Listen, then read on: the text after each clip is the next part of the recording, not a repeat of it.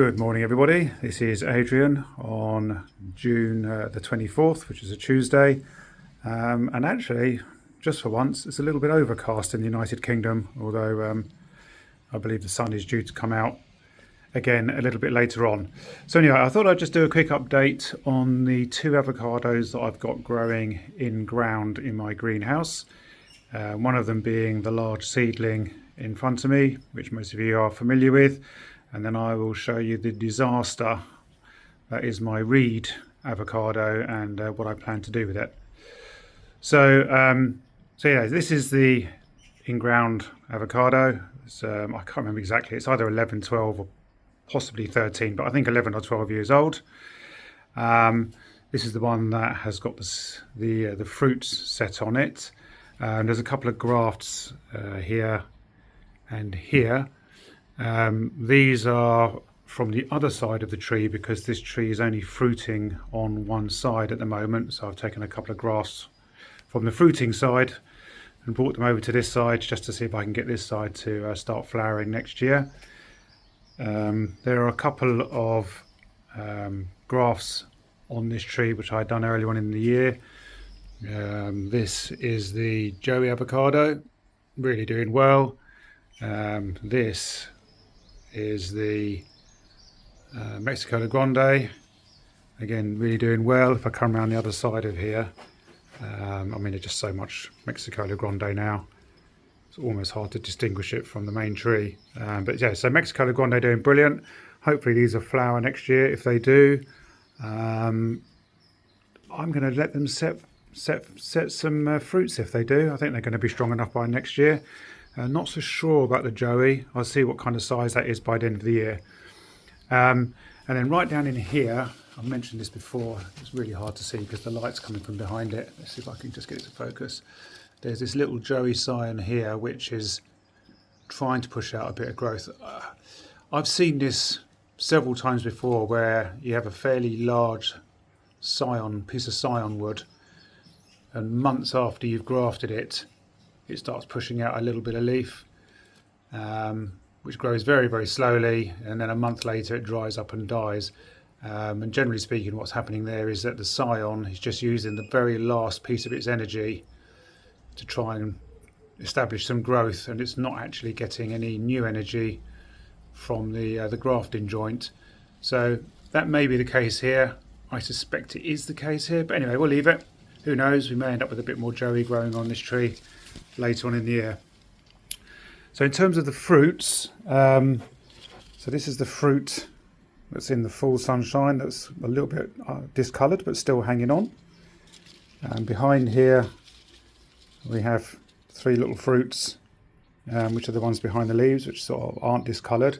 And then what I noticed is on some of the fruits we're getting this, which I thought was slug or snail damage. However, some of you may have noticed in some of the other videos there are locusts in this greenhouse. This greenhouse has got lizards in it, and the lizards are fed with locusts and crickets. The crickets stay on the ground, and the locusts tend to climb up into the trees, and they just add a bit of variety to the lizards, because the lizards then have to climb the trees to get to them. However, I happen to notice one of the locusts, if I can spot it, yes, here we go. Happen to notice one of the locusts in the act, if I can just get to this, of doing this. Flipping out. Too many leaves on this tree. Sorry about the dreadful camera work, it's making me feel sick. See if you can see this. Can you see that there? So I actually caught one of the locusts in the act of chewing a seedling avocado. So there's not many locusts left. There's probably only 3 or 4 left. The rest have been eaten. So I won't be replenishing the locust population. The lizards will have to just do with the crickets on the floor. But in terms of some of the avocados, so the avocados grow on what's called straws. And then over time, you start with maybe 5 or 6, and then they naturally thin out. This one's got 2, but the avocados that are on single straws, when I last showed you these, they were what I'd call a small olive size. And now they're really an olive size. They've really reached the size of definitely what you'd consider a reasonable sized olive. And so if you see here, like there's a straw here that hasn't thinned out, and they're quite small. And then right next to it, there's a straw that's got one on it, and you can see the size difference is quite pronounced. Now I'm not going to thin these out, I'm just going to let them do it naturally. So maybe if I come around here, I don't know if I can get these, you'll see there's a straw here with, I don't know, get these leaves out of the way. What, 1, 2, 3, 4, 5, 6 fruitlets on it. I suspect some of those smaller ones will fall off. We'll end up with 2 or 3 on that, which is fine. So yeah, so that's the seedling, which is, as you can see, doing quite well. Now the reed, which, to give you some perspective, that's the main one, and that's the reed down there. So growing in the same soil a few feet away. He's really had a terrible time this summer really. This reed is in really full sunshine, and I think it's just a bit too much for it. So you can see that all of last year's leaves have completely browned and curled. Now there is new growth coming through from the top, and it looks healthy and fine.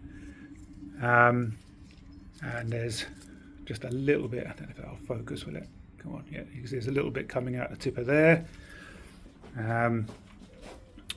And focus, and a little bit coming out the tip of there. However, my plan today, if I sort of take a view back, we've got this fairly spindly side branch here, and this fairly spindly side branch here, and this side branch at the back here is growing towards the back of the greenhouse, which is probably not ideal. The very top of the tree is divided into 2, and that's really the growth that I'm looking for, is this division at the top. So my plan today is I'm going to trim this back, this end piece here. It'll probably just bud out again lower down anyway, so that'll be fine. I'm going to trim this little piece back. It's not particularly thick, but I think it'll be viable. I'm going to trim that back, and if I go back to my main tree, I haven't decided which one yet exactly, but there's a piece here that I could graft it onto. There's a piece down here that looks really good. There's some down here as well, but anyway, the bottom line is right in the middle of this tree there are some pretty decent locations to graft a little bit of reed into the main tree, and although this area here is overshadowed by all of this stuff up here, I think that would be a good thing. I think that will just give the graft a little bit of respite from the sunshine and give it a chance to grow. So that's the plan today. Take a little bit of that reed off and transplant it onto this main tree, because this main tree seems to accept scions very, very readily. Doesn't seem to have any issue at all grafting onto it. Maybe that's because it's mature and it's got a good root system, I don't know. So yeah, I'll try and just basically hedge my bets a little bit, and graft a little bit of that reed over here. Probably something that's worth interesting, I don't know. This is the growth on the seedling tree. These are the new leaves, and then by comparison, these are the reed new leaves, and then these are the Mexicola Grande new leaves. So both the Mexicola Grande and the reed are just slightly more elongated. Oh no, maybe not. Maybe about the same actually. Yeah, they're all very, very similar actually. I'm pretty certain that the seedling is a Hass variety. I planted it such a long time ago. I wasn't even expecting it to grow, so I didn't really make any notes on what it was, but almost certainly some kind of Hass. Anyway, there you go. quick short video, actually nearly 10 minutes, 10-minute video on what's going on my in-ground avocados inside greenhouse. Thanks for watching.